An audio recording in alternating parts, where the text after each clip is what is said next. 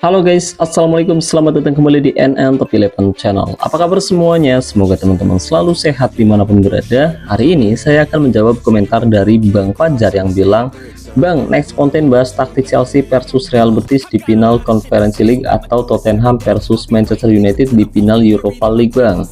Nah, katanya gitu guys. Jadi buat teman-teman yang mungkin punya pertanyaan sama dengan Bang Fajar, yuk pastikan kamu simak baik-baik video ini sampai selesai. Dan mungkin teman-teman berencana top up tapi bingung mau top up yang harganya lebih murah tapi amanah di mana. Oke, jadi saya rekomendasiin teman-teman top up di Instagramnya Kiano Official dan linknya sudah saya sematkan pada deskripsi video ini.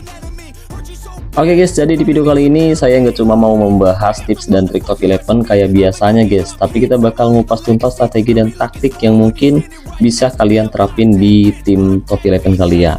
Dan taktik yang akan saya bahas kali ini terinspirasi dari pertandingan seru minggu lalu antara Chelsea versus Liverpool. Dan taktik ini juga yang mungkin bakal dipakai oleh Chelsea ketika menghadapi Real Betis di babak final Liga Konferensi Eropa musim ini guys. Oh ya guys, buat kalian yang ngaku fans Chelsea atau fans Liverpool pasti pada nonton kan gimana Chelsea berhasil membungkam Liverpool dengan skor 3-1.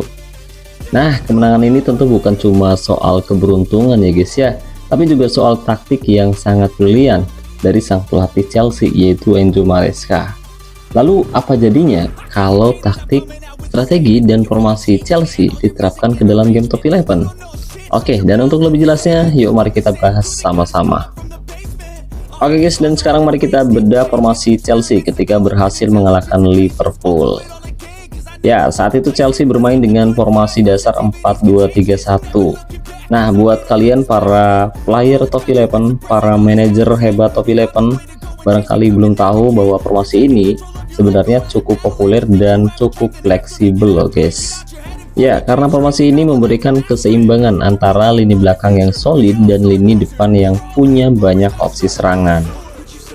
Lihat gimana Chelsea menempatkan dua gelandang bertahan, yaitu Lavia dan Enzo Fernandez sebagai double pivot. Di top 11, peran dua gelandang bertahan ini penting banget buat melindungi bek tengah dari serangan lawan, terutama dari lini tengah. Mereka bakal jadi tembok pertama sebelum bola masuk ke jantung pertahanan tim kita guys. Nah, ini mirip kayak kalian ngasih defensive midfielder dengan defensive mentality dan tackling yang bagus di top 11. Kemudian, saya rasa saat itu Chelsea mengandalkan transisi cepat dari bertahan ke menyerang. Nah, di top 11, ini bisa kalian simulasikan dengan memberikan instruksi counter attack atau mix passing dengan fokus pada kecepatan pemain sayap dan gelandang serang kalian guys. Jadi bayangin, begitu dapat bola, mereka bakal langsung ngirim umpan terobosan ke pemain depan yang punya speed dan juga finishing yang oke. Tapi nggak kalah penting nih guys, Chelsea juga sangat efektif memanfaatkan kedua sisi sayap mereka.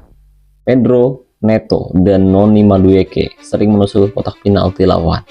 Nah, kalau di game top 11, pemain sayap dengan crossing, dribbling, dan kecepatan tinggi itu aset yang sangat berharga banget guys. Jadi kalau ada, kamu bisa manfaatkan winger kalian untuk mengirim umpan silang ke striker atau bahkan melakukan cut inside dan menembak langsung ke gawang lawan. Tapi karena di sini saya nggak punya winger, jadi terpaksa kita nempatin false winger. Nah, kunci permainan Chelsea ada di Cole Palmer yang bermain sebagai gelandang serang di belakang striker. Peran ini mirip banget sama attacking midfielder center atau AMC di game top 11. Palmer punya kebebasan untuk bergerak, mencari ruang kosong, memberikan umpan penguci, dan bahkan mencetak gol dari luar kotak penalti. Nah, kalau di top 11, pemain AMC yang bagus itu ibarat playmaker di tim kalian guys. Jadi kalau ada, kamu bisa cari atau kamu bisa latih sendiri pemain dengan atribut passing, kemudian kreativitas, dribble, dan shooting yang tinggi. Lalu berikan juga dia kebebasan untuk mengatur serangan dari lini kedua. Atau kalian bisa coba kasih instruksi menyerang ke gelandang serang tengah yang kamu tempatkan guys, atau bisa juga kasih fokus passing ke dia untuk memaksimalkan perannya. Nah, saat itu Chelsea juga menerapkan pressing yang cukup terorganisir, terutama di area tengah dan pertahanan mereka sendiri. Tapi ini bukan high pressing terus-terusan ya guys ya, tapi lebih ke bagaimana mereka menutup ruang gerak pemain Liverpool dan memaksa mereka melakukan kesalahan. Nah, kalau di top 11 kalian bisa atur untuk pressing stylenya itu menjadi rendah atau tinggi ketika dibutuhkan. Itu pun kalau kamu ingin fokus pada pertahanan yang solid dan kamu mengandalkan serangan balik cepat.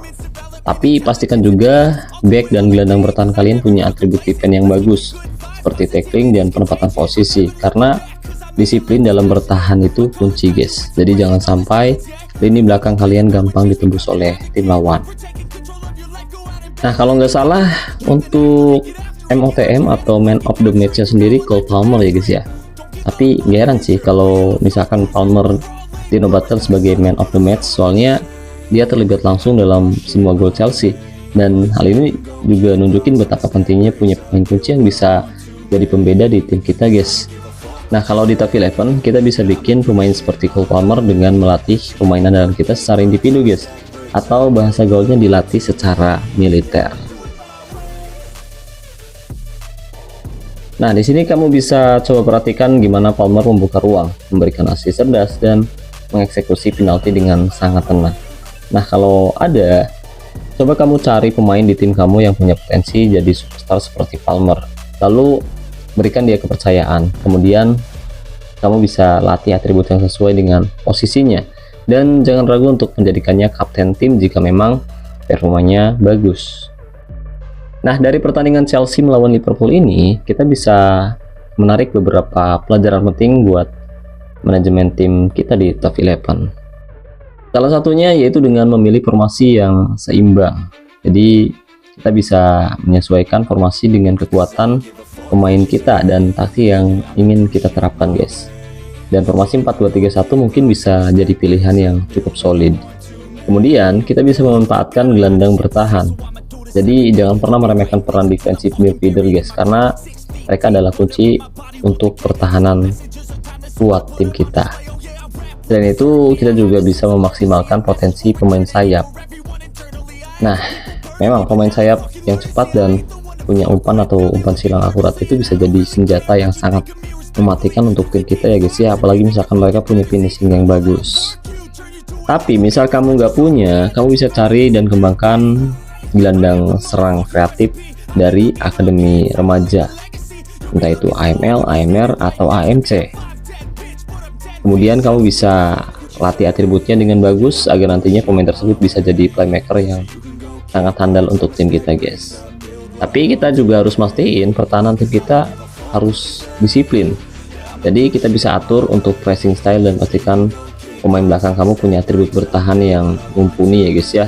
Soalnya kalau misalkan atributnya nggak terlalu sesuai, ada kemungkinan meskipun kita menempatkan banyak pemain bertahan, lini pertahanan kita tetap akan kedodoran guys.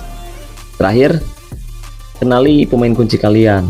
Jadi misal ada, usahakan kamu bisa berikan perhatian lebih pada pemain yang berpotensi jadi pembeda di tim kamu guys.